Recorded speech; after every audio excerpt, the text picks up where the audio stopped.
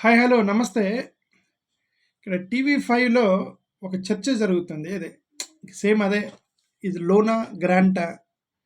వాళ్ళందరూ అదేం గ్రాంట్ అంటున్నారు, మనం లోన్ అంటున్నాము. ఇదే కన్ఫ్లిక్ట్. సార్ మూర్తి గారు ఏమంటున్నారు ఒకసారి విందాం. టీవీ ఫైవ్లో ఇంకా దారుణ విష ప్రచారం జరుగుతుంది వైసీపీ నుంచి. ఏం రాలేదు, అన్యాయం ముంచేస్తున్నారు అప్పులతో అని. Good evening. అంటే ఇప్పుడు నాకు అర్థం కాని విషయం ఏంటంటే, అది లోన్ అయినా కానీ గ్రాంట్ అయినా కానీ విష ప్రచారం చేయాల్సిన అవసరం మనకేంటి? అక్కడ ఫైనాన్స్ మినిస్టర్ ప్రెస్ మీట్ పెట్టినప్పుడు, ఇదిగోండి మేము మీకు గ్రాంట్గా ఇస్తున్నాను, గ్రాంట్ అనే పదం ఆడటానికి ఏందంట, we are granting 15,000 crores or we are donating 15,000 crores, లేదంటే మేము 15,000 కోట్ల రూపాయలు మేము ట్రాన్స్ఫరింగ్ అనే ఏ పదం వాడటానికి ఏందంట ఫైనాన్స్ మినిస్టర్కి వాడారా? లేదు.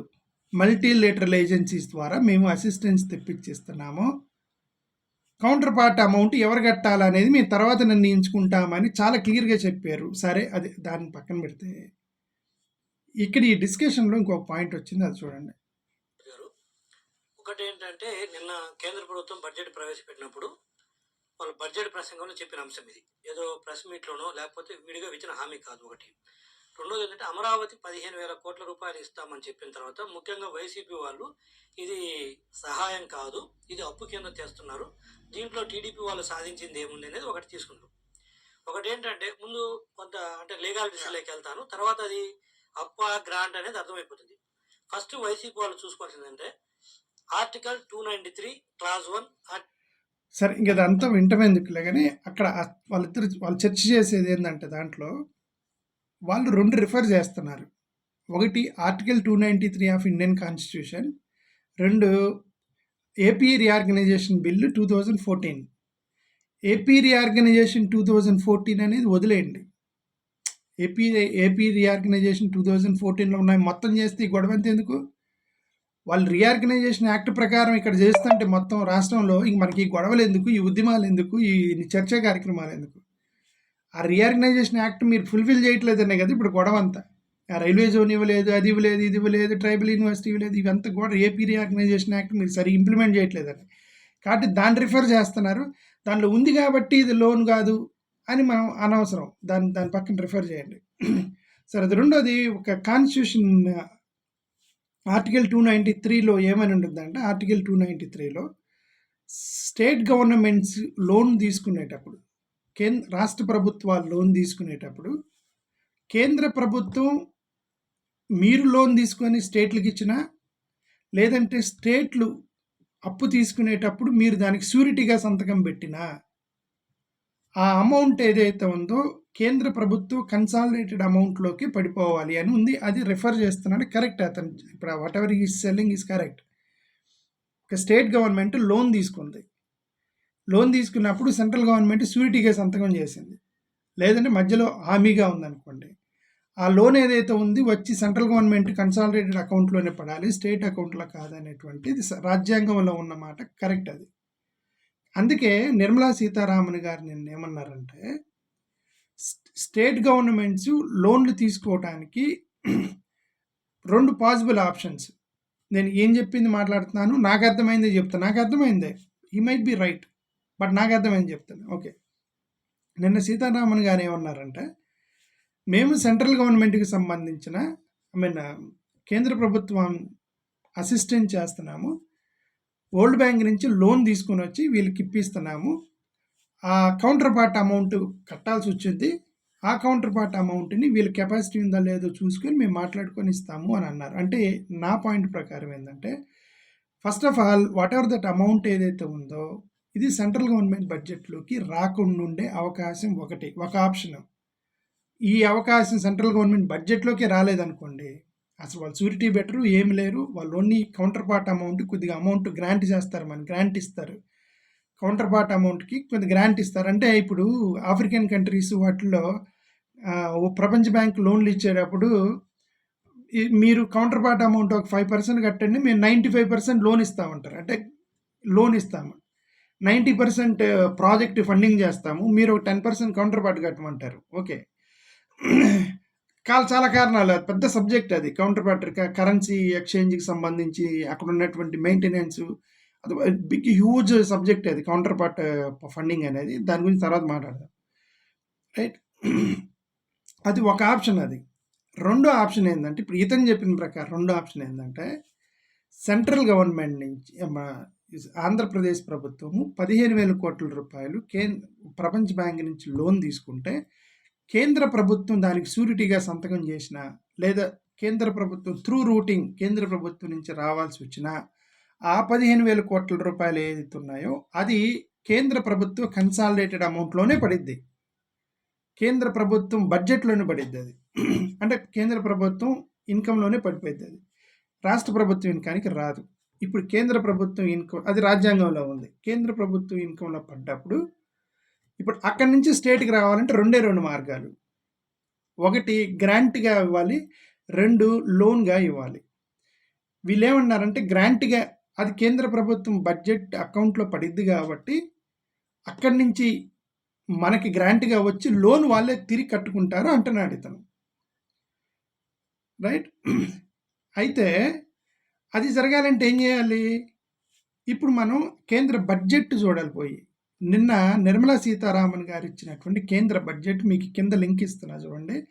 దాన్ని ఎక్స్పెండిచర్ బడ్జెట్ అని 360 పేజీల బడ్జెట్ ఆన్లైన్లో పెట్టారు నిన్న. అది బడ్జెట్ ఇండియన్ బడ్జెట్ అని వెబ్సైట్లోనే పెట్టారు. అది మీకు లింక్ ఇస్తున్నా, మీరు చూడండి. అది ఓపెన్ చేసి చూడండి. ఆ బడ్జెట్లో మనం చూడాల్సింది ఒక కాలం పేజీ నెంబర్ 151 నుంచి 153 వరకు ట్రాన్స్ఫర్ టు స్టేట్స్ అనేటువంటి హెడ్ ఇచ్చారు.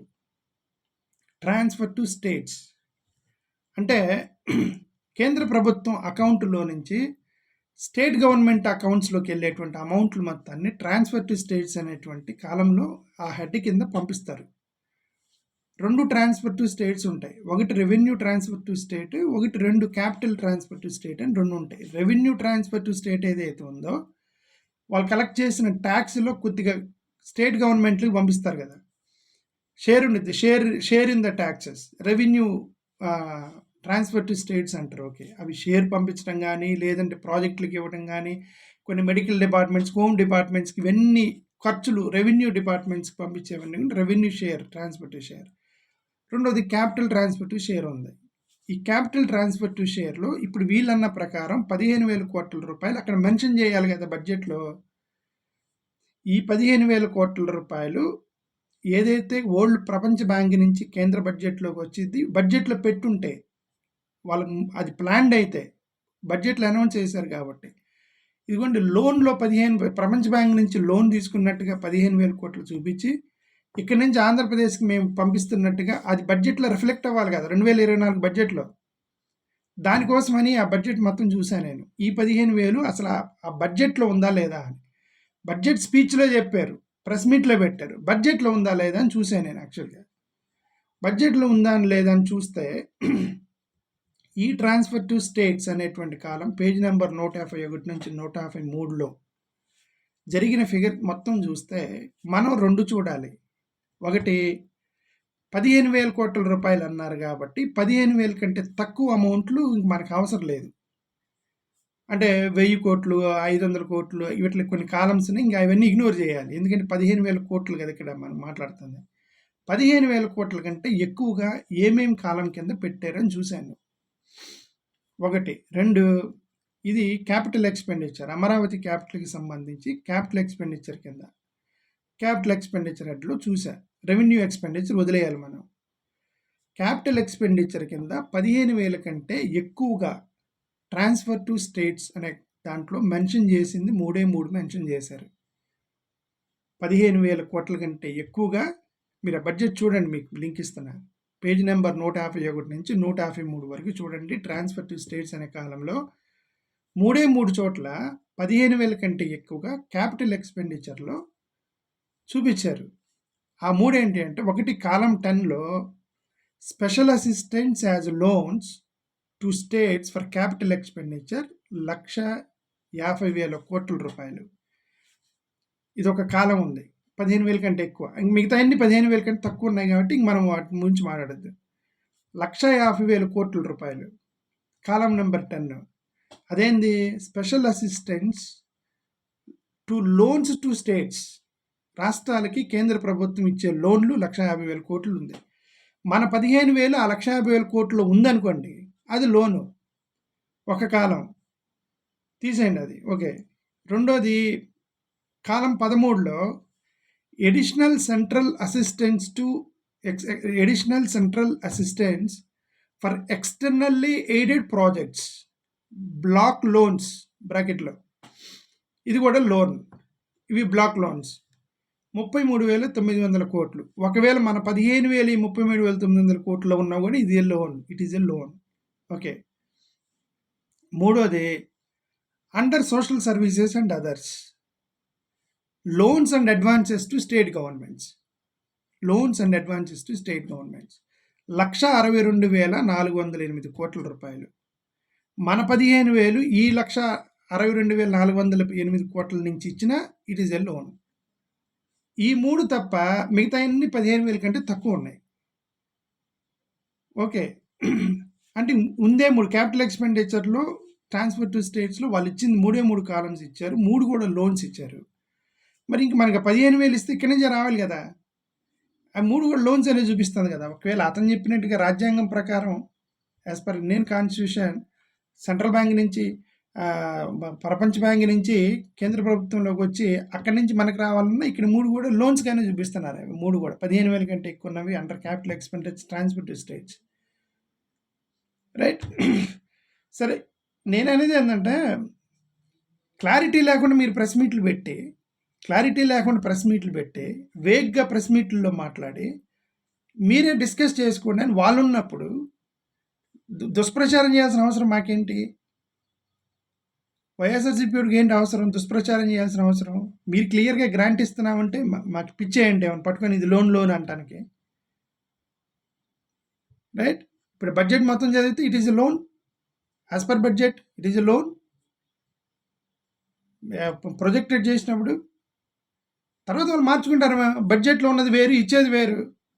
తర్వాత కొన్ని లోన్లని గ్రాంట్గా కన్వర్ట్ చేయవచ్చేమో. బట్ నౌ వాళ్ళు ఇచ్చిన స్టేట్మెంట్, ఆమె చెప్పిన స్టేట్మెంట్, ఆమె క్లారిటీ ఇచ్చింది, న్యూస్ ఛానల్స్ రాసింది, బడ్జెట్లో ఉన్నది, ఎక్కడ చూసినా సరే it is a loan. Chandrababu Naidu garu ట్వీట్తో సహా Chandrababu Naidu garu whatever the form it may come grants are coming to Andhra Pradesh అని ఆయన సింపుల్గా లోన్ అని ఆయనకి అర్థమైంది చంద్రబాబు నాయుడు గారికి. మీరెందుకు వీళ్ళు టీవీ ఛానల్లో కూర్చొని ఇది గ్రాంట్ అని మీరు దాన్ని చేయటం ఎందుకు అని నా ఉద్దేశం అంతే. సరే, ఇది మ్యాటర్. ఇది ఇప్పుడు అది గ్రాంట్ వచ్చినా మంచిదే, లోన్ ఇస్తే మాత్రం మంచిది కాదని నేను అనుకుంటున్నా. మీరు గ్రాంట్ ఇస్తేనే తీసుకొని అమరావతి కట్టండి, లేదంటే విశాఖపట్నం వాడండి. అది నా ఉద్దేశం. అది that's all what I feel. I think this is only Jaganmohan Reddy గారు చాలా రోజుల నుంచి చెప్తుంది. అది మన నెత్తి మీద బర్డెన్ వేసుకోకూడదు. మీరు వాళ్ళు గ్రాంట్ ఇస్తే తీసుకోండి, లోన్ అయితే మాత్రం అమరావతి విశాఖపట్నం వాడదాము. Already established city. That's what we are thinking about it. Okay, thank you.